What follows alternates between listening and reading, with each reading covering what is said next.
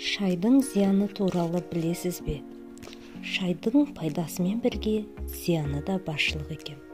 Сондықтан бұл сусынды да іше білу керек. Аш қарынға шай ішу.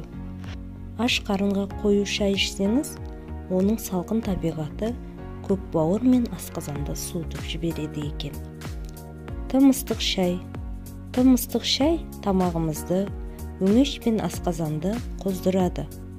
Ыстық шайды көптеп ішу бұл органдардың ауруына да алып келуі мүмкін. Шайдың температурасы 56 градустан жоғары болмауы керек.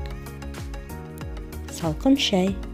Жылы және ыстық шай бізді сергітіп, оятатын әсер берсе, салқын шай салқынның сақталуы мен қақырықтың жиналуына әкеледі.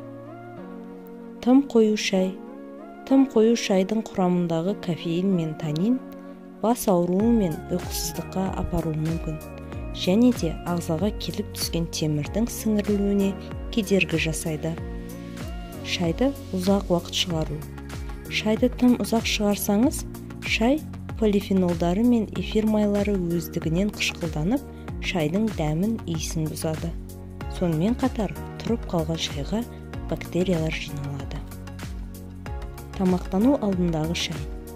Тамақтану алдында шай ішу сілекейдің сұйылтуына апарады. Яғни, тағам дәмі сезілмей, ас қорыту органдары протеинді уақытша сіңіре алмай қалуы мүмкін. Тамақтанудан кейінгі шай. Тамақтанудан кейін бірден шай ішу ас қорытуды бәсеңдетіп, ас қорыту органдарының жұмысын бұзады. Шай ішкіңіз келсе, жарты сағаттай күте тұрыңыз. Дәрілерді шаймен ішу. Шайдың құрамындағы илік заттар дәрінің дұрыс игерілмеуіне апарып соғады. Яғни, шайден бөлінетін танин дәрінің дұрыс организмге сіңірілмеуіне әкеліп соғады. Сондықтан дәрілерді тек сумен ішкен пайдалы. Назарларыңызға рахмет.